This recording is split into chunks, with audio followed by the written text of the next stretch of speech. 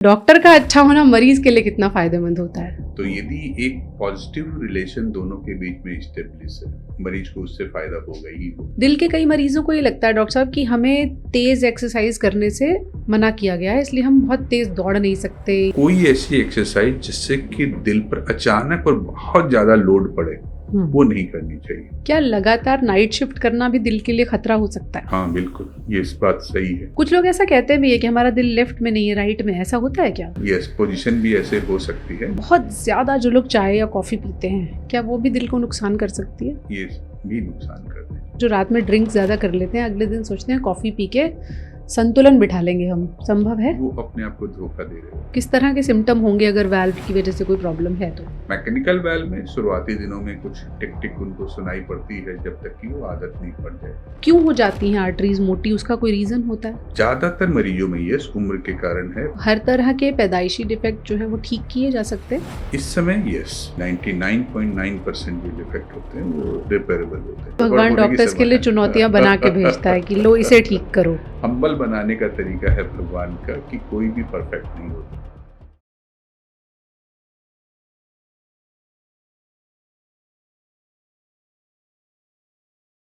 भारत में दिल के मरीजों की संख्या रोजाना बढ़ रही है। आंकड़ा अनफॉर्चुनेटली ये कहता है कि भारत में सबसे ज्यादा मरीज अगर हैं तो वो दिल की बीमारी के हैं, और भारत में होने वाली मौतों का आंकड़ा भी दिल की बीमारी के मामले में अब पहले नंबर पर आ गया है।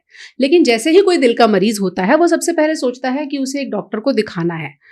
आप में से बहुत कम लोगों को पता होगा कि दिल के डॉक्टर सिर्फ एक ही विशेषता नहीं रखते। अब दिल की बीमारी का इलाज करने वाले डॉक्टर्स भी अलग अलग एक्सपर्टीज के हिसाब से काम करते हैं।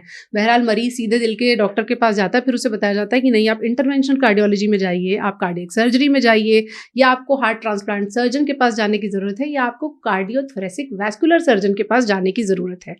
हम जानते हैं आपका मतलब अपने इलाज से है, लेकिन फिर भी शुरुआत में अगर ये समझ में आए कि किस दिशा में जाना है तो इलाज जल्दी और बेहतर हो सकता है।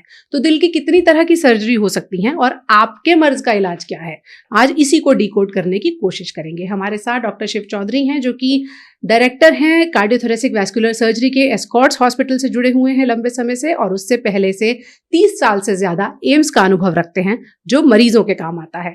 डॉक्टर साहब, हम देखते हैं कि आपके जो मरीज हैं ठीक होने के बाद वो ठीक होने से ज्यादा ये कहते हैं हम हॉस्पिटल को नहीं जानते, हम तो डॉक्टर साहब की वजह से यहाँ आए हैं।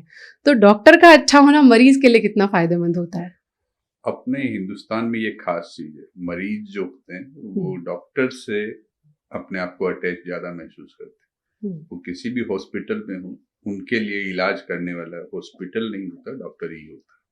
तो यदि एक पॉजिटिव रिलेशन दोनों के बीच में स्टेब्लिश है, जिसको हम ब्रिज ऑफ फेथ कहते हैं, यदि वो इस्टेब्लिश है तो यस, मरीज को उससे फायदा होगा ही होगा। कई बार मरीज कहता है हम डॉक्टर साहब से मिलकर ठीक हो गए। ये भी ठीक है, मतलब यदि आपसे बातचीत में मरीज का कॉन्फिडेंस आता है, यदि उसको लगता है कि वो ठीक होगा उसी बातचीत के दौरान जी, तो इट अफेक्ट्स पॉजिटिवली, मरीज के रिकवरी में, रिजल्ट में बहुत फर्क पड़ता है।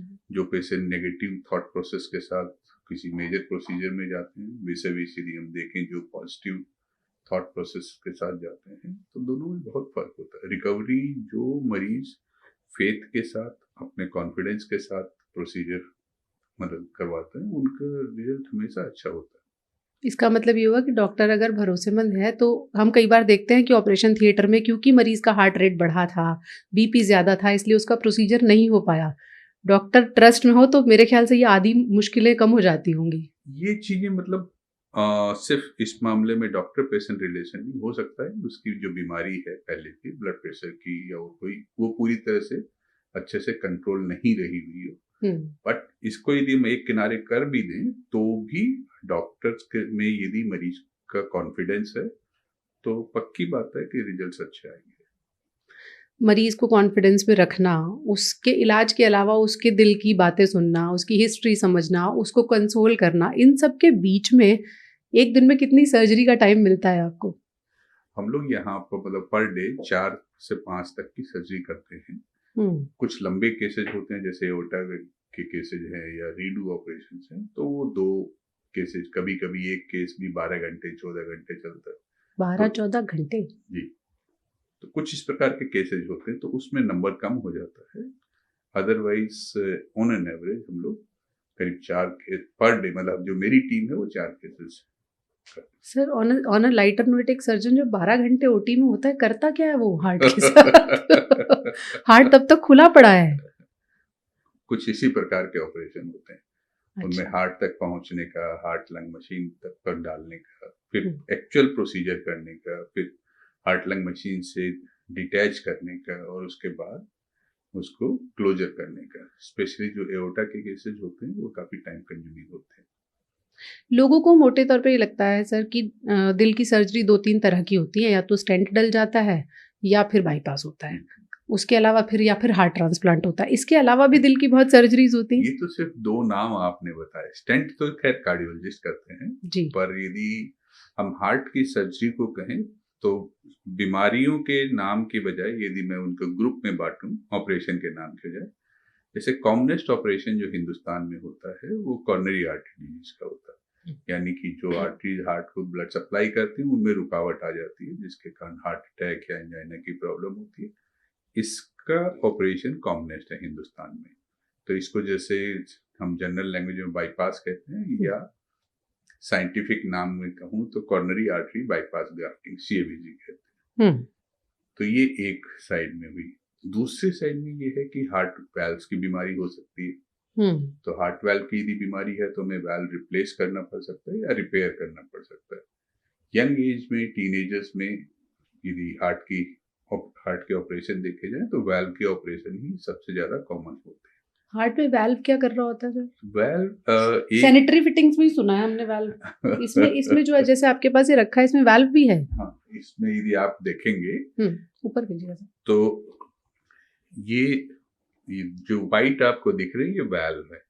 वाल्व का फंक्शन बेसिकली ये है कि ब्लड को यूनिडायरेक्शनल फ्लो देना है। हार्ट एक पंप है, मतलब 2 पंप एक साथ प्लेस्ड है, राइट एंड लेफ्ट पंप। यदि यूनिडायरेक्शनल फ्लो नहीं करेंगे देंगे वाल्व, तो वो हार्ट का मसल पंप कॉन्ट्रैक्ट करता रहेगा और ब्लड वहीं आगे पीछे होता रहेगा। तो एक डायरेक्शन देकर यदि हार्ट कॉन्ट्रैक्ट करता रहेगा तो ब्लड एक लीनियर मूवमेंट एक आगे की तरफ जाता रहेगा। यानी ये दोनों वाल्व जो हैं ये ऊपर ब्लड फेंकते जैसे हैं। ये ब्लड सिर्फ ऊपर से नीचे की तरफ एट्रियम से वेंट्रिकल में परमिट करेगा। ये जब है इसमें दूसरा वाल्व है यहाँ पर मान लीजिए, तो जब वेंट्रिकल कॉन्ट्रैक्ट करेगा तो ये वाला वाल्व खुला होगा तो इससे लंग में चला जाएगा।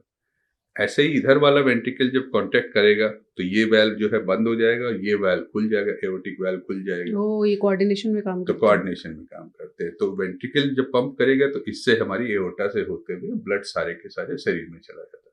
तो वाल्व्स बहुत इंपॉर्टेंट रोल प्ले करते हैं। वाल्व्स में भी खराबी आती है? वाल्व में भी खराबी आ जाती है। क्या खराबी आती है? कुछ अलग अलग टाइप की बीमारियां होती है। हिंदुस्तान में सबसे कॉमन बीमारी जो होती है वो रूमेटिक हार्ट डिजीज की होती है।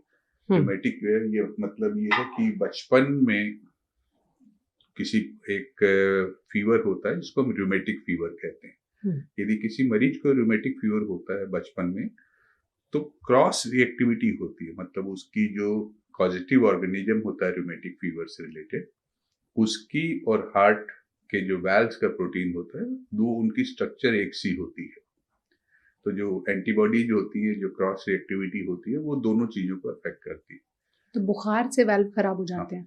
तो यदि रूमेटिक फीवर है बचपन में तो इन मरीजों में वाल्व खराब होने का डर होता है, और एक बार यदि वाल्व खराब हो गया तो धीरे धीरे ये वाल्व खराब होते रहते हैं। ये एक कॉमन कारण है। यदि एल्डरली पॉपुलेशन में देखा जाए तो एज रिलेटेड जो डीजनरेशन होता है वक्त के साथ साथ वाल्व भी एक तरह कहना चाहिए घिस जाते हैं, स्क्लेरोसिस हो जाती है, सिकुड़ जाते हैं।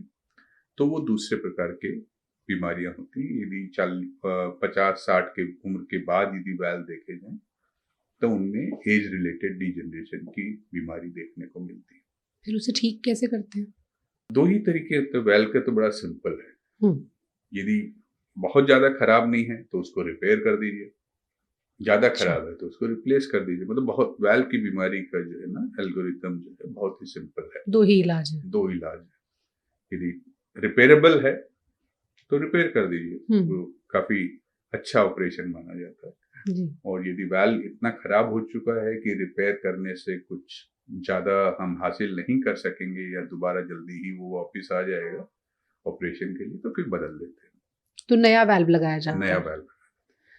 अब डॉक्टर साहब जब कोई नई चीज़ लगाई जाती है बॉडी में तो मरीज़ को बड़ा रहता है, पता नहीं हमें तो क्या लगा दिया ऑपरेशन थिएटर में, हमें नहीं पता हमें कौन-सा स्टेंट लगा, हमें कौन-सा वाल्व लगा। डॉक्टर्स कैसे चूज़ करते हैं कि क्या लगाया नहीं, जाए और ऐसा उसमें नहीं। मरीज़ का कितना रोल है? ये गलतफ़हमी है कि मरीज को नहीं मालूम होता। आप हर डिसीजन में मरीजों की जो है, जो उनकी कंसेंट आवश्यक होती है। हम सारे मरीजों से क्या ऑप्शन है वो डिस्कस करते हैं। हर ऑप्शन के जो प्रो एंड कॉन होते हैं वो डिस्कस करते हैं। कभी कभी मरीजों की फाइनेंशियल कंडीशन भी उन ऑप्शन को अफेक्ट करती है।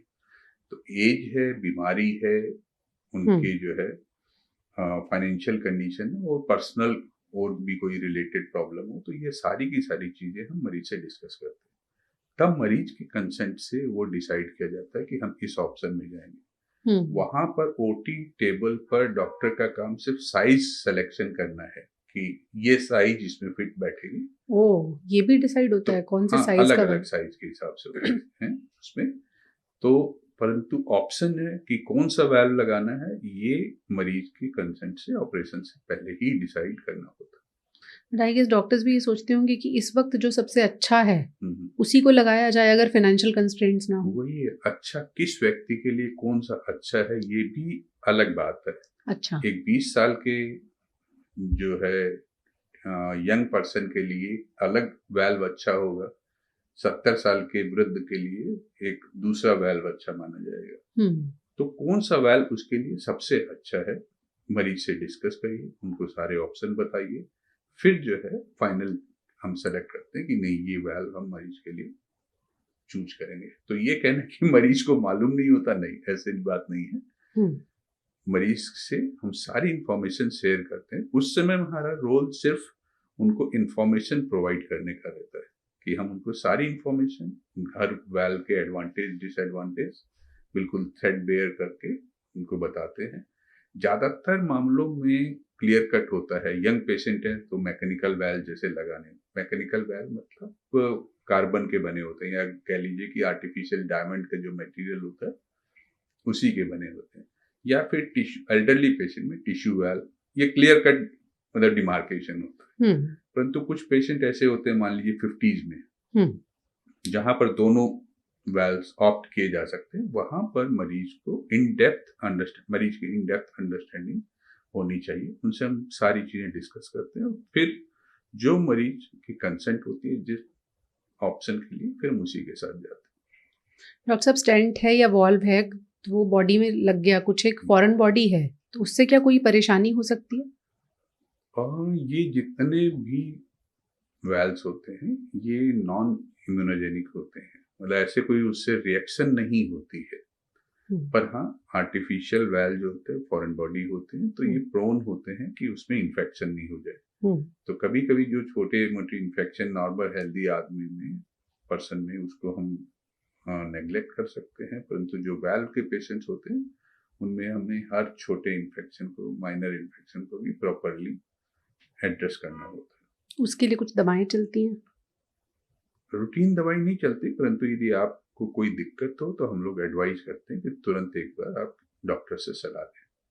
कोई ऐसा इंडिकेशन रहेगा पेशेंट के लिए जिससे उसको ये पता चले कि हाँ कुछ किस तरह के सिम्टम होंगे अगर वाल्व की वजह से कोई प्रॉब्लम है तो?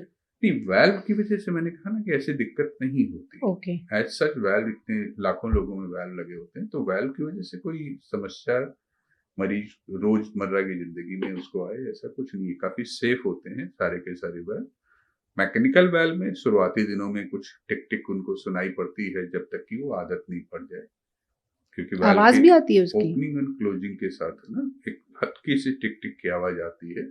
पर कुछ दिनों में मरीज को उसकी आदत पड़ जाती है, तो उसकी वो मतलब वो भी एक समस्या नहीं रहती।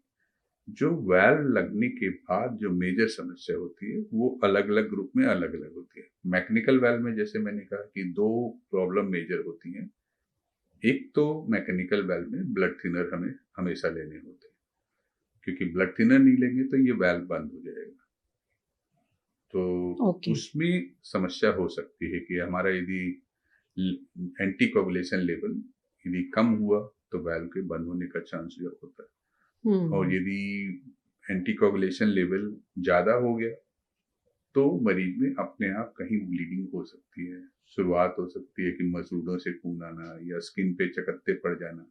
कभी कभी इंटरनल ब्लीडिंग भी हो सकती है, मतलब अच्छा। आंतों में ब्लड रिसाव हो सकता है, दिमाग में ब्लड का जो है जमाव हो सकता है।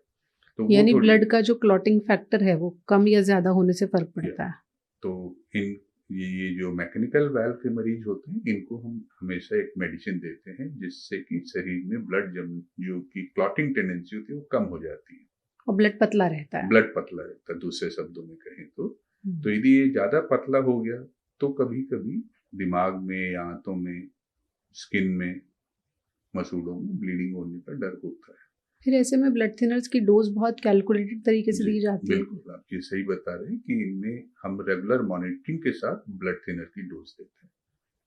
तो ज़्यादातर मरीजों में समस्या नहीं होती, पर कुछ मरीजों में एक थेरेप्यूटिक रेंज को अचीव करने में वक्त लग जाता है, और एक बार थेरेप्यूटिक रेंज अचीव हो जाए, मरीज को सब चीज़ें समझ में आ जाए, तो फिर समस्या नहीं होती। वाल्व रिपेयर करना हो या रिप्लेस करना हो, दोनों मामलों में क्या दिल खोल के ही सर्जरी की जाती है? दोनों मामलों में खोल के ही। इसमें ये होता है कि चूंकि हार्ट एक एसेंशियल फंक्शन होता है हार्ट का, ब्लड को पंप करना। हार्ट में सिर्फ ब्लड होता है, जैसे चैम्बर होते हैं, मसल चैम्बर होते हैं, ब्लड से फिल्ड होते हैं। तो ब्लड की प्रेजेंस में और कंटिन्यूअसली जो हार्ट कॉन्ट्रैक्ट कर रहा होता है, आप उसको जो है उसमें कुछ कर नहीं सकते, हार्ट के अंदर कुछ नहीं कर सकते। सरफेस पे हम कुछ ऑपरेशन कर सकते हैं। तो यदि अंदर हमें करना है तो दो चीजें हमें चाहिए। नंबर एक, उस समय हार्ट पंप कर बीट रहा नहीं हो। कर रहा हो, अच्छा, नहीं कर रहा हो। हाँ मतलब शांत हो, चुपचाप पड़ा हुआ हो, और हम्म। दूसरा उसमें ब्लड नहीं होना चाहिए। तो हम्म। हार्ट चूंकि एक बहुत ही क्रिटिकल फंक्शन परफॉर्म कर रहा होता है, कंटिन्यूअसली बॉडी को ब्लड सप्लाई कर रहा होता है, यदि हम हार्ट को ऐसे ही रोक देंगे तो ब्रेन और बाकी ऑर्गन्स को ब्लड नहीं पहुंचेगा और व्यक्ति मर जाएगा। तो हम इस मामले में क्या करते हैं कि हम हार्ट का फंक्शन, और हार्ट को अकेले ही नहीं, हार्ट और लंग दोनों का फंक्शन एक मशीन से सब्स्टिट्यूट कर देते हैं, जिसको हम हार्ट लंग मशीन कहते हैं। अच्छा। तो जब हमें ऑपरेशन करना होता है, हम जो हार्ट की तरफ ब्लड आ रहा होता है उसको मशीन में भेज देते हैं, मशीन में उसको ऑक्सीजनेट करते हैं, और वो ब्लड हार्ट के बियॉन्ड मरीज की बॉडी में इंजेक्ट कर देते हैं। तो हार्ट की उस समय हमें जरूरत नहीं रहती। तो एक आर्टिफिशियल हार्ट मशीन थोड़ी देर वो काम करती हाँ, है। आर्टिफिशियल हार्ट एंड लंग दोनों मतलब कंबाइंड होती है। इस दौरान हम हार्ट को बंद करके, उसकी धड़कन को बंद करके ऑपरेशन करते हैं। जो भी वाल्व बदलना है, रिपेयर करना है, या और भी बहुत तरीके के ऑपरेशन जो हमें करने होते हैं, वो उस दौरान करते हैं। जब हमारा ऑपरेशन हो जाता है तो फिर से हम हार्ट को चालू करते हैं, और जो ब्लड हमने हार्ट से डाइवर्ट किया था वो धीरे धीरे वापस हार्ट को देकर वापस पूरी की पूरी हार्ट की फंक्शनिंग जो है वापस रिज्यूम कर लेते हैं। अब एक मरीज के मन का सवाल ये है कि क्या बिना चीर फाड़ किए मेरे वाल्व को रिपेयर या रिप्लेस नहीं किया जा अब सकता? यही साइंस में यही तो डेवलपमेंट हो रहा है। जैसे एक ऑप्शन है वाल्व के बदलने का, दूसरा ऑप्शन कुछ वाल्व्स में, जैसे कि माइट्रल वाल्व है, जो कि हिंदुस्तान में काफी कॉमन बीमारी है, यंग पेशेंट्स में काफी कॉमन होता है। उसमें वाल्व सिकुड़ जाता है, ओपनिंग बंद हो जाती है। उसमें हम बैलून के माध्यम से कैथ लैब में ले जाके, जो हमारे कार्डियोलॉजी कोलीग्स हैं वो उसको खोल देते हैं। तो इसमें कई सालों तक बैलूनिंग के बाद मरीज का काम चल जाता है। दूसरा जो अब रिसेंट डेवलपमेंट है 15-20 साल का, वो है कि हम ट्रांस कैथेटर वाल्व इंसर्ट कर देते हैं। तो कैथेटर की मदद से, जैसे स्टेंट डालते हैं। हाँ बिल्कुल, मोर और लेस स्टेंट की तरह हम वाल्व ले जाकर उसमें जो डिजीज वाल्व है उसमें जो है डाल देते हैं।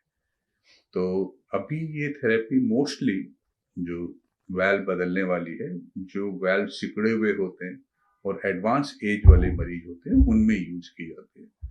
पर मुझे पक्का भरोसा है, जिस प्रकार से साइंस और मेडिसिन में डेवलपमेंट हो रहा है, कि आने वाले दिनों में हम रूटीन मरीजों में भी इसी टेक्नोलॉजी की मदद से बिना ऑपरेशन मरीजों को ऑपरेशन कर पाएंगे। तो डॉक्टर साहब, जैसे आपने कहा कि एडवांस एज में इसको यूज करते हैं कि कैथेटर से वाल्व रिप्लेस किया, तो यंग एज में क्यों नहीं करते? उसका कोई रीजन?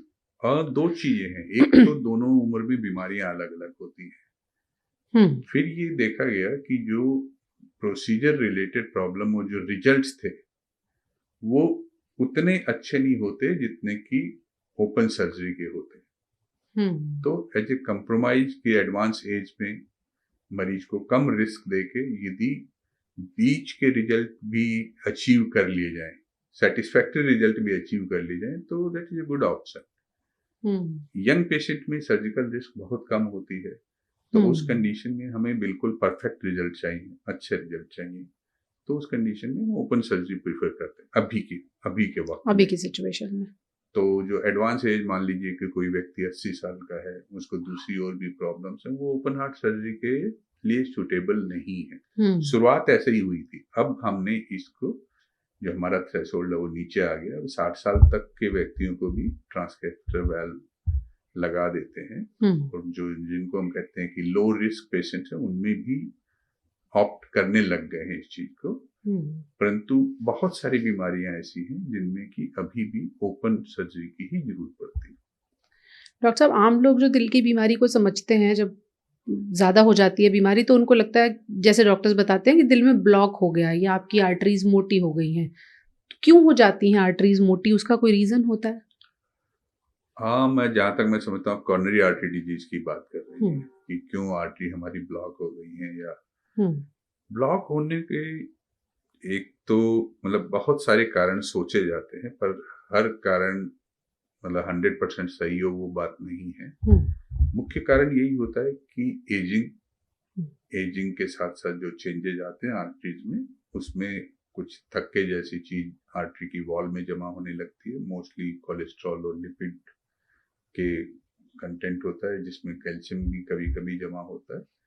ये धीरे धीरे बढ़ती रहती है इसकी मात्रा, तो आपके जो आर्टरी का फ्लो वाला हिस्सा होता है, ल्यूमेन कहें हम उसको ब्लॉक कर देता है, तो फिर उससे मरीज को सिम्टम आने चालू होते हैं। ये कॉमन कारण है, सबसे ज्यादा कॉमनेस्ट कारण जो हार्ट की बीमारियों का वो यही है कि उम्र के साथ साथ जो होता है, ज्यादातर मरीजों में ये उम्र के कारण है। परंतु अब जो है जिस हिसाब से पैटर्न चेंज हो रहा है, अब हम 30 साल के मरीजों में भी कॉर्नरी आर्टरी डिजीज देखते हैं, और पहले ये बीमारी यूजुअली 60 साल के बाद देखी जाती थी, पर अब इसकी डेमोग्राफिक प्रोफाइल बड़ी तेजी से चेंज हो रही है। तो वो एजिंग रिलेटेड नहीं है? मैं यही कह सकता हूँ कि उनमें इतने एग्रेसिव यदि कॉर्नरी आर्टरी डिजीज है, एज को एट्रीब्यूट नहीं किया जा सकता। इसका मतलब ये है कि जो पुरानी कन्वेंशनल रिस्क फैक्टर और मैकेनिज्म जो थी, वो हर केस में उतनी रिस्पॉन्सिबल नहीं होती। कुछ न कुछ और भी फैक्टर हैं, स्ट्रेस है, एनवायरमेंटल पॉल्यूशन है, आपके डाइटरी कंटामिनेंट हैं, और मतलब कोई अननोन इन्फेक्शन है, या कुछ ऐसी चीजें हैं डेफिनेटली जो कि इस डिजीज के लिए रिस्पॉन्सिबल है। ओके। एक तो डॉक्टर साहब आपने जैसे बताया कि रूमेटिक फीवर हुआ तो बचपन से ही दिल की बीमारी हो सकती है, क्या और भी कुछ ऐसे पैदाइशी डिफेक्ट हो सकते हैं? एक वो मैंने उस समय बात वो अधूरी रह गई थी जी। कुछ बीमारियां हैं जो कि बच्चा अपने जन्म के साथ ही लेके आता है, पैदाइशी बीमारियां होती दिल से जुड़ी हुई, जैसे कि हार्ट में होल होना, atrial septal defect, ventricular septal defect, या कुछ एक्स्ट्रा रास्ते बने हुए होते हैं जो कि डिसअपियर हो जाने चाहिए थे बर्थ के साथ, पर बने रहते हैं। पेटेंट डक्टस, पीडीए कहते हैं हम उसको, पेटेंट डक्टस आर्टेरियोसस, या खून के रास्ते में एओर्टा में रुकावट आ जाती है, कोआप्टेशन ऑफ एओर्टा कहते हैं। ये मैं सिंपल बीमारियों के नाम बता रहा हूँ, पर कभी कभी कुछ कॉम्प्लेक्स बीमारियां भी ऐसी होती हैं जिसमें कि कनेक्शंस उल्टे सीधे जुड़ जाते हैं जी। लेफ्ट साइड के कनेक्शन राइट साइड में जुड़ जाते हैं, राइट साइड के कनेक्शन लेफ्ट साइड में जुड़ जाते हैं। लंग्स से जो पल्मोनरी वेन हार्ट को ब्लड लेके आती है वो दूसरी जगह जाके जुड़ जाती है। मतलब इस प्रकार के बहुत सारी, ऊपर से ही बन के गलत आया बच्चा। भगवान की फैक्ट्री में भी कभी कभी थोड़ी बहुत जो है, या भगवान डॉक्टर्स के लिए चुनौतियां बना के भेजता है कि लो इसे ठीक करो। नहीं, ये हम लोग को एक हम्बल बनाने का तरीका है भगवान का, कि कोई भी परफेक्ट नहीं होता है, सब कुछ तुम्हारे हाथ में नहीं है। ये सेकंड पार्ट है कि सब कुछ तुम्हारे हाथ में नहीं है। मैं उसको दूसरे ढंग से लेता हूँ कि जब भगवान के यहाँ से भी कुछ जो है गड़बड़ हो सकती है, तो इंसानों के यहाँ भी संभावनाएं रहती है गड़बड़ होने की। तो जो ये डिफेक्ट जैसे आपने बताया कि कुछ पैदाइशी होते हैं, फिटिंग गलत है, अगर मैं आसान भाषा में समझूं, कुछ लोग ऐसा कहते भी है कि हमारा दिल लेफ्ट में नहीं है राइट में, ऐसा होता है क्या? पोजीशन भी ऐसे हो सकती है। नॉर्मली क्या होता है कि हमारा जो दिल जो है एग्जैक्टली बीचों बीच होता है, थोड़ा सा हिस्सा लेफ्ट साइड में ज्यादा होता है, जी।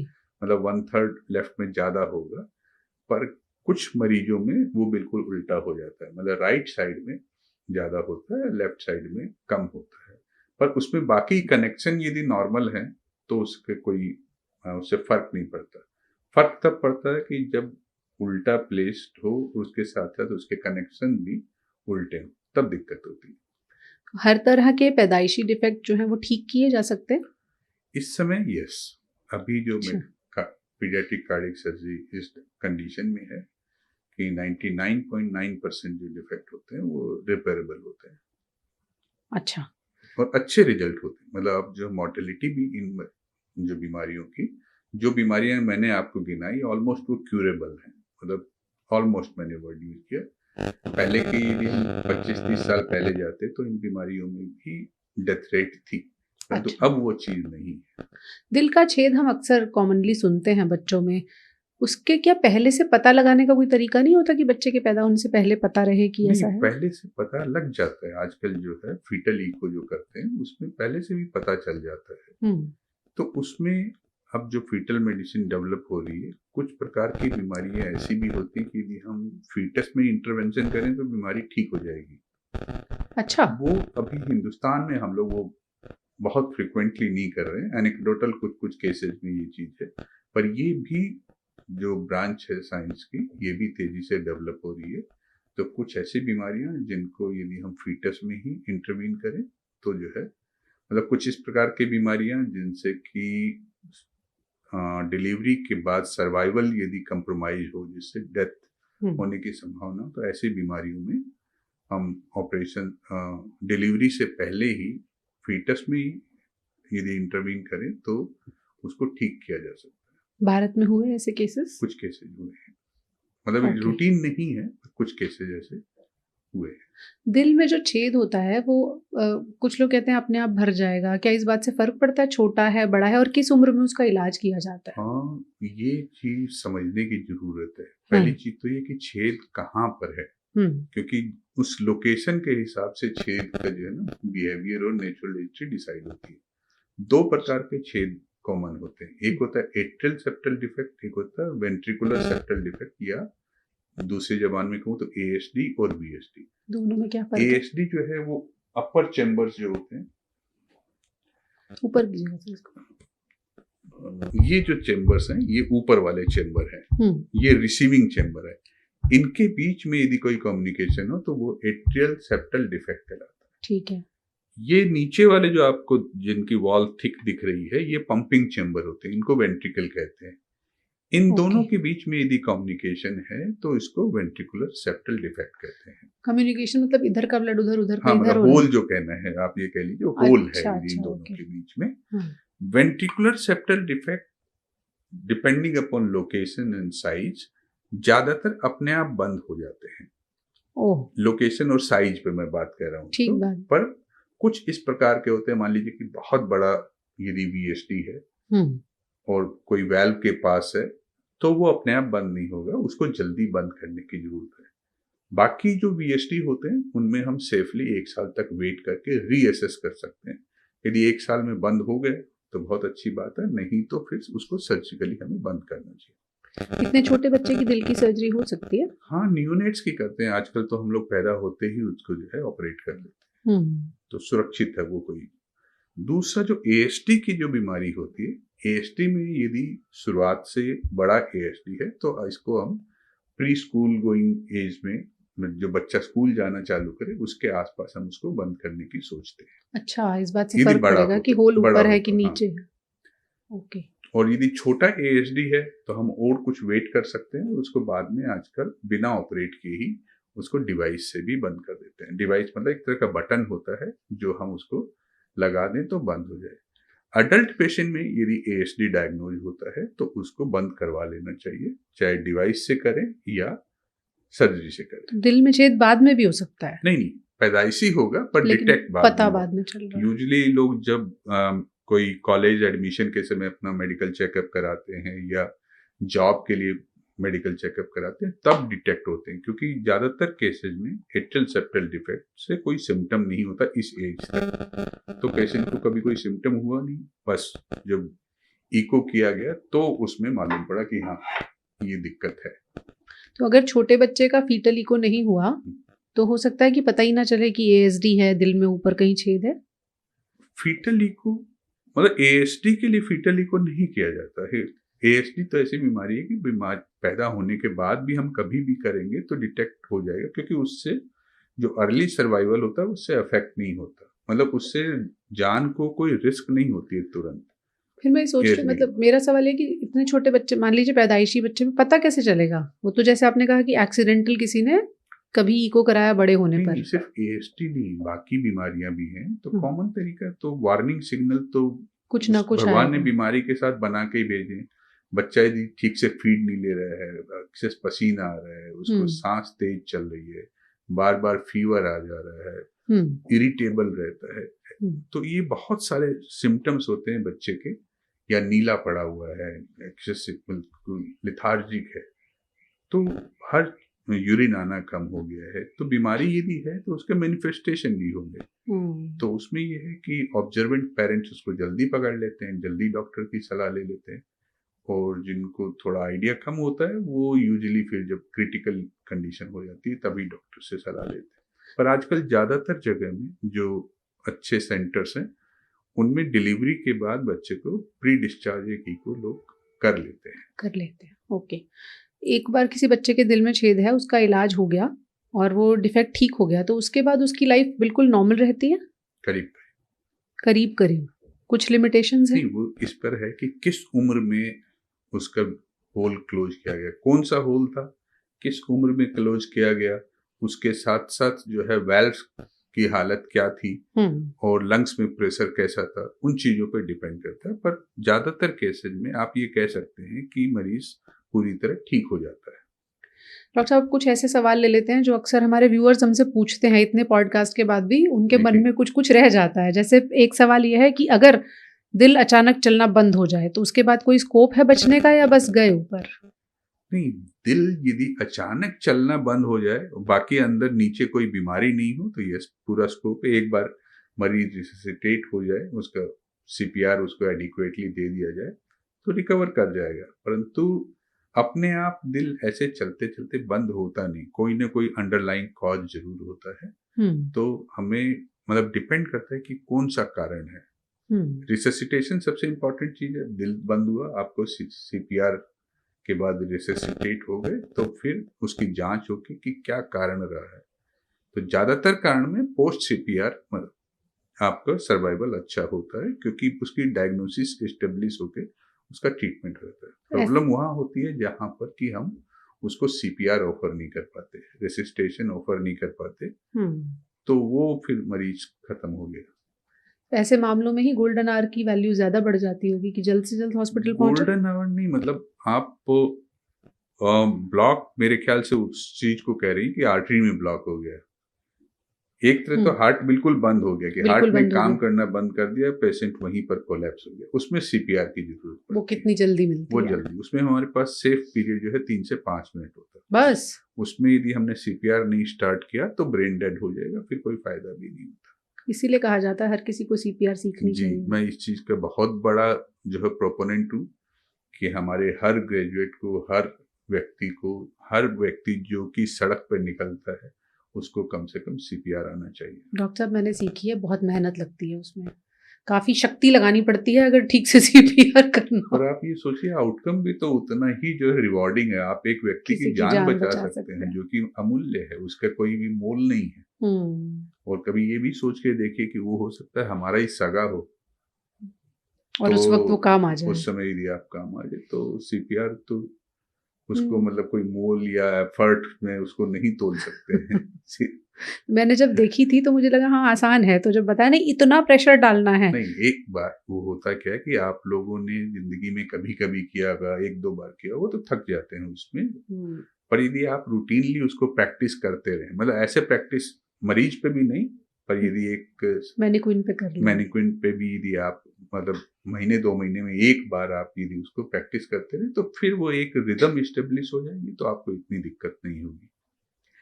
दिल के कई मरीजों को ये लगता है डॉक्टर साहब कि हमें तेज एक्सरसाइज करने से मना किया गया है, इसलिए हम बहुत तेज दौड़ नहीं सकते या बहुत जिमिंग नहीं कर सकते, और फिर वर्ड ऑफ माउथ से यही किस्सा हर दिल के मरीज तक पहुंचता है। तो क्या सभी दिल के मरीज तेज एक्सरसाइज नहीं कर सकते? और दूसरी बात है ना, तेज को हमें डिफाइन करना चाहिए कि किस तरह का तेज। जी। इन जनरल मैं कहूँ कोई ऐसी एक्सरसाइज जिससे कि दिल पर अचानक और बहुत ज्यादा लोड पड़े, वो नहीं करनी चाहिए। उसमें दो एक्सरसाइज का एग्जांपल आपको देता हूँ। कोई व्यक्ति आराम से ट्रेडमिल पे चल सकता है, 5-6 किलोमीटर के हिसाब से उस पर ब्रेक भी कर सकता है, 7-8 किलोमीटर के हिसाब से जॉगिंग भी कर सकता है, फील्ड में भी कर सकता है। परंतु यदि आप मुझसे कहेंगे कि वो 20 किलोमीटर पर आवर के हिसाब से दौड़े या स्प्रिंट रनिंग करे, मैं उसको मना करूंगा। अच्छा, ठीक है। दूसरी चीज है कि जिम जाने में यदि आप सिर्फ मसल बिल्डिंग के लिए और एक एवरेज रेजिस्टेंस और वेट के साथ एक्सरसाइज करते, इट्स मोस्ट वेलकम। पर यदि वहां जाकर एक पेशेंट जिसका कि वेल रिप्लेसमेंट हुआ है या एओर्टिक प्रोसीजर हुई है या जिसका हार्ट वीक है, वो अचानक जो है 50-60 किलो वजन उठाने लगेगा, यस, वो एडवाइजेबल नहीं है। पर gym as a whole is not contraindicated. आप अपनी मसल टोनिंग के लिए, स्वस्थ रहने के लिए करिए, पर बॉडी बिल्डिंग के हिसाब से एक्सेस मत करिए। तो प्रोफेशनल वेट लिफ्टर बनने की जरूरत नहीं बिल्कुल उसमें। और सबसे अच्छा यही होता है कि आप अपने एक्टिविटी लेवल को अपने डॉक्टर से डिस्कस करिए कि मैं ये करना चाहता हूँ। आप यदि हार्ट के मरीज हैं तो पक्की बात है आपका एक डॉक्टर तो होगा ही होगा। आप उससे पूछ लीजिए, वो आपको एग्जैक्ट सही गाइडेंस कर देंगे। पर सडन एंड एक्सेस, इन दो वर्ड्स को दिमाग में रखिए। तो अगर एक ऐसे एग्जाम्पल लूं कि रनर्स अक्सर क्या करते हैं, वो अपना पेस बढ़ाते हैं, शुरुआत में स्लो करेंगे, फिर फास्ट करेंगे, फिर और फास्ट करेंगे। तो अगर कोई ऐसे स्लो पेस बढ़ा के अपनी रनिंग बढ़ा रहा है, उसमें कोई दिक्कत नहीं है? उनके डिपेंड करता है कि हार्ट का फंक्शन और उनका रिजर्व कैसा है। यदि हार्ट का पंपिंग फंक्शन ठीक है तो yes, they behave like normal person, उनमें कोई दिक्कत नहीं है। परंतु मान लीजिए कि हार्ट आपका कंप्रोमाइज है तो उसमें समस्या होने का डर होता है। अच्छा। ऐसे से तो हमारे जो हार्ट ट्रांसप्लांट के रिसिपिएंट्स हैं, वो उनके स्पोर्ट्स टूर्नामेंट होते हैं, वो पार्टिसिपेट करते हैं, they do very well. Marathon भी दौड़ते हैं। मैराथन भी दौड़ते हैं। दिल के लिए खराब एक्सरसाइज अगर मैं पूछूं, अच्छी तो आपने बता दी कि किस तरह से दौड़ना है, कितना आप अगर ट्रेडमिल भी कर रहे हैं तो कितनी कर सकते हैं। खराब एक्सरसाइज कौन सी होती है? जो दो तरह की एक्सरसाइज जिसको हम लोग एक्सरसाइज करने वाले समझते हैं कि एक हम कहते हैं कि जो आइसोमेट्रिक एक्सरसाइजेज हैं, एक होती है आइसोटोनिक एक्सरसाइज। आइसोटोनिक एक्सरसाइज या एरोबिक या जिस प्रकार की एक्सरसाइज वो हेल्दी होती है। आइसोमेट्रिक एक्सरसाइज जो होती है जिनमें कि बहुत ज्यादा रेजिस्टेंस और फोर्स यूज करना पड़ता है, वो बहुत अच्छी नहीं मानी जाती हार्ट के लिए। और सडनली आप अपनी क्षमता से ज्यादा वेट उठाने की कोशिश करेंगे, वो भी अच्छा नहीं है। वो तो फिर घर में भी कॉन्ट्राइंडिकेटेड है, अचानक 10 सारी किलो। जगह सब जगह बेसिक प्रिंसिपल वही है। इसीलिए घर में भी दिल के मरीज को कहा जाता है ज्यादा वजन मत उठाना। शुरुआत में ऑपरेशन के बाद यूजुअली थोड़ा बहुत कहते हैं उस चीज को, पर बाद में घर में ऐसा इन जनरल ऐसी कोई जरूरत पड़ती नहीं कि बहुत ज्यादा वजन उठाए कोई। दिल का मरीज 5 किलो आलू उठा के ला सकता है आराम से 5 किलो, 10 किलो, 15 किलो तक नोट कर लीजिए। बहुत सारी महिलाएं रोकती हैं अपने पति को। इसमें ज्यादा, इससे ज्यादा क्या होती है, आलू उठाने के अलावा जो है ना, पेट्स हैंडलिंग, ये अब अपना आपका डॉग है या कोई दूसरा पेट है जो कि 8-10 किलो का है, तो वो एक बॉन्डिंग होती है, उसको आपको ना आपकी जिंदगी की एग्जिस्टेंस उसी में, वो मना नहीं है। यदि आपका ऑपरेशन हुआ है 6 वीक तक वेट करिए, उसके बाद आप अपने पेट के साथ खेल सकते हैं, उसको उठा सकते हैं। ऐसे ही बच्चे यदि हैं, एल्डरली पेशेंट हैं, उनके ग्रैंड चिल्ड्रन हैं, यदि आप उनसे दूर मत रहिए। एक निश्चित पीरियड के बाद यस उनके साथ पार्टिसिपेट कीजिए, वो सेफ है। अब डॉक्टर साहब एक सवाल है खासतौर पर उन लोगों के लिए जिनका कोई एक हार्ट प्रोसीजर हो चुका है, चाहे स्टेंट डल चुका है या दवाओं से वो किसी तरह मैनेज कर रहे हैं या बाईपास हो चुका है। उन लोगों को अक्सर ये लगता है कि दूसरा हार्ट अटैक आने वाला है, ये वाला सिम्टम है तो कहीं फिर से तो नहीं आ जाएगा। उन लोगों को आप कुछ इंडिकेशन देना चाहेंगे कि भाई कब डरना है कब नहीं डरना है? इस सवाल के जो जवाब है उससे फायदा भी हो सकता है, नुकसान भी हो सकता है। यदि मैं कहूँ कि इस सिम्टम से डरना चाहिए तो हर व्यक्ति को वही सिम्टम आता है, उनको यही आता हुआ दिखेगा। तो मुझे यही हो रहा है। तो मैं रेदर सलाह दूंगा कि इनसे डरे नहीं। हाँ। आप अपना रेगुलर चेकअप अपने डॉक्टर के साथ करवाते रहें। यदि उन्होंने आपको 1 साल में एक बार आने को कहा है तो वो साल में आपकी कंडीशन देख लेंगे, कैसी कंडीशन है, और उस हिसाब से आपको एडवाइस भी कर देंगे। आपके हार्ट की एग्जैक्ट कंडीशन क्या है वो अब मालूम भी पड़ जाएगी। तो बजाय इससे डरते रहें और अपना ही जो है शमशान में बैठ के तपस्या करते रहें, उसकी बजाय स्कूल में जाके सीखने की कोशिश करिए। मतलब कहने का मतलब अपने डॉक्टर के पास जाइए और रेगुलर फॉलोअप में रहिए। डॉक्टर से बात करने से आपका डर भी कम होगा। देखिए, आपने तो साल में एक बार बुलाया, वो जो मरीज है ना उसको हर चौथे पांचवें दिन लगता है नहीं मेरी तो हार्ट बीट बढ़ रही है, मुझे घबराहट हो रही है, मुझे बेचैनी हो रही है, मुझे फिर से तो हार्ट अटैक नहीं आ रहा है। तो ये हार्ट से ज्यादा उनको एंजाइटी की जो है प्रॉब्लम, उनको थोड़ा सोशली ज़्यादा एक्टिव रहना चाहिए, फैमिली में वक्त बिताना चाहिए, अपने आप को डिस्ट्रेस करना चाहिए, मेडिटेशन वगैरह, मेडिटेशन और फिजिकल एक्टिविटी पर भी ध्यान देना चाहिए। और ना सीरियस नोट, किसी को लग ही रहा है कि नहीं कोई दूसरा एपिसोड हो रहा है या कुछ भी पहली बार भी हो रहा है, तो क्या कोई दवा है जिसे लेकर फिर डॉक्टर से मिलने जाए? ऐसे कोई रामबाण दवाई नहीं है जो हर कंडीशन में ली जाए। सबसे सुरक्षित यही होगा कि दवाई खोजने से बचने के लिए आप जो भी नियरेस्ट हॉस्पिटल है वहां पर जाइए। जो डॉक्टर वहां पर होंगे वो आपको इनिशियल इवेल्युएशन के बाद ये डायरेक्ट कर सकते हैं कि हाँ सीरियस है, आपको इसकी तुरंत जरूरत है इलाज की, या कोई खास बात, गंभीर बात नहीं है। कुछ डॉक्टर सलाह देते हैं अचानक कि डिस्प्रिन या एस्प्रिन लेके आइए, कैसी सलाह है ये बड़ा मुश्किल रहता है कि व्यक्ति हर समय अपने साथ डिस्प्रिन लेके कैरी करे। फिर वो जो समस्या है वो किस चीज की, उसको एसिडिटी की दिक्कत हो रही है या सिंपल एंजाइटी है या वास्तव में कॉर्नरी रिलेटेड कोई प्रॉब्लम है, तो ये मरीज के लिए अपने आप ये डिस्क्रिमिनेट करना बड़ा मुश्किल हो जाता है। यदि कंफर्म आप पक्का आपको भरोसा है कि ये हार्ट रिलेटेड है, यस डिस्प्रिन ले लीजिए, वो कोई नुकसान नहीं करेगी। डॉक्टर साहब, शराब और सिगरेट हर बीमारी के लिए बुरे माने जाते हैं, ये तो अब एक सर्वविदित तथ्य है। अब आजकल जो है हुक्का, वेपिंग, ई सिगरेट्स, इनको ये माना जाता है कि नहीं ये उतना नुकसान नहीं करेंगी। ये गलतफहमी है। ये जो इलेक्ट्रॉनिक सिगरेट इंडस्ट्री है उसके द्वारा प्रोपोगेटेड है।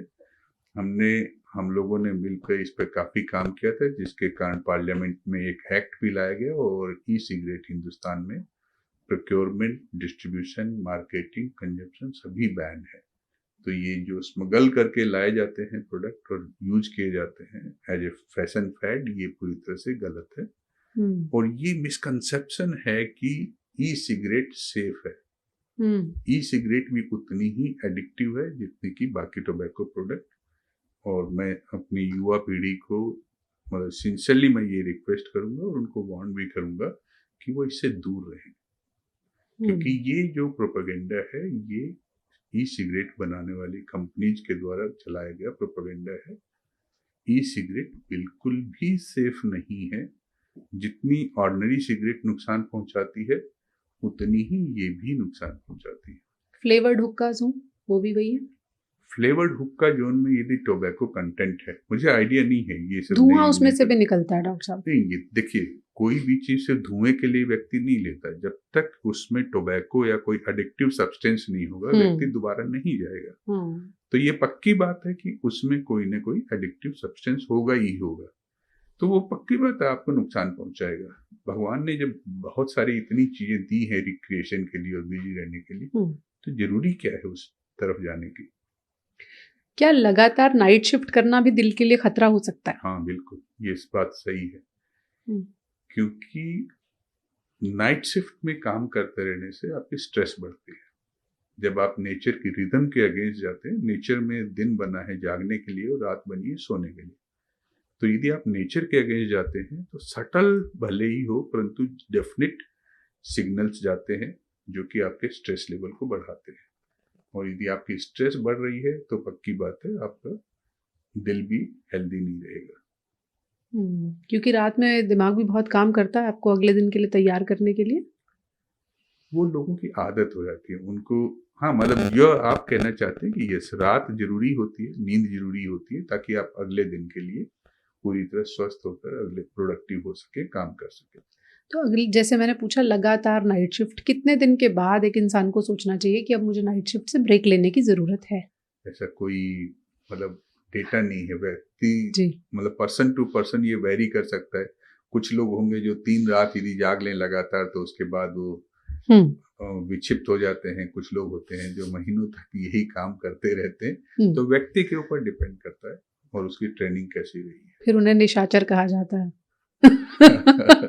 नहीं, कई बार तो ये जो है ना, उसकी प्रोफेशनल मजबूरियां भी हो जाती हैं जी, क्योंकि उनके पास ऑप्शन नहीं होने के कारण कई बार मजबूरी में भी ये करना पड़ता है। परंतु ये पक्की बात है कि रात में जाग कर कुछ करना फिजियोलॉजिकल नहीं है। यदि ऑप्शन है हमारे पास तो हमें नेचर की रिदम से उसके साथ जो है एक जो नेचर की रिदम है उसी के साथ काम करना चाहिए कि सुबह उठें, दिन में काम करें और रात को सोएं, आराम करें। शराब, सिगरेट, ई सिगरेट, ये सब आपने बताया। बहुत ज्यादा जो लोग चाय या कॉफी पीते हैं, क्या वो भी दिल को नुकसान कर सकती है?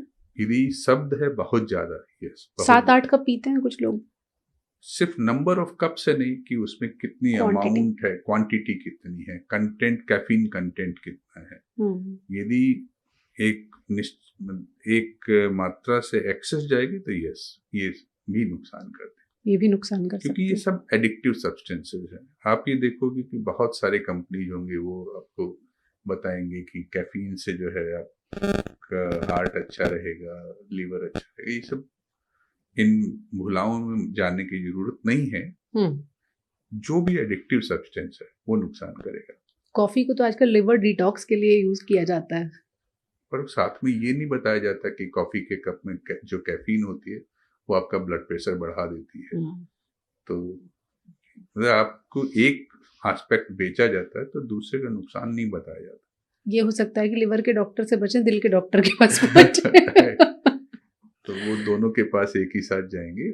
एक्सेस, कोई भी एडिक्टिव सब्सटेंस की एक्सेस जो होगी वो आपको नुकसान पहुंचाएगी। ये सवाल इसलिए पूछा मैंने डॉक्टर साहब, बहुत सारे लोग जो रात में ड्रिंक ज्यादा कर लेते हैं, अगले दिन सोचते हैं कॉफी पी के संतुलन बिठा लेंगे हम। संभव है? वो अपने आप को धोखा दे रहे होते हैं। इसमें किसी प्रकार का कोई संतुलन नहीं है। बस हो सकता है कि उनका जो थोड़ी बहुत जो थोड़ा हैंगओवर है वो उसकी वजह से कम हो जाए कॉफी की वजह से, परंतु शरीर को वो ये कहें कि नहीं, हमने कल रात को आपको नुकसान पहुंचाया, अब हम कॉफी पी के आपकी मरहम पट्टी कर रहे हैं, तो वो गलत ऑप्शन है।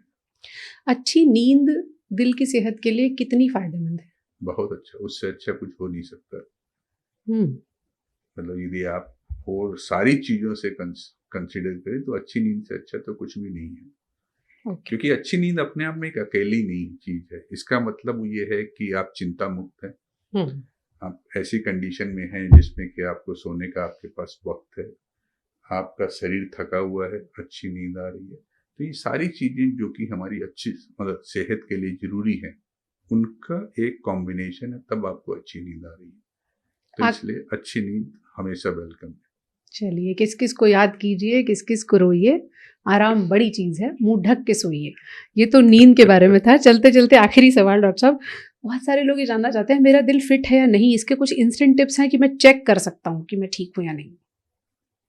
अभी हम लोग एज ए प्रैक्टिस 40 साल से ऊपर के व्यक्ति जो होते हैं उनका हम लोग कार्डिक असेसमेंट करते ही करते हैं, यदि कोई भी उस प्रॉब्लम के साथ आए। उससे पहले यदि आपको आपकी सांस फूलती, आप देखते हैं कि आपका कुलीग जो है 2 मंजिल बिना सांस फूले चढ़ जाता पर आपकी सांस फूल रही है, 500 मीटर आपको चलना पड़े तो आपकी सांस फूलने लग जाती है, या कोई भी ऐसी एक्टिविटी जो कि आपके बाकी कुलीग और पीयर्स बिना थके हुए कर सकते हो और आपको उसमें थकान महसूस होती है, यस, वो एक इंडिकेशन है।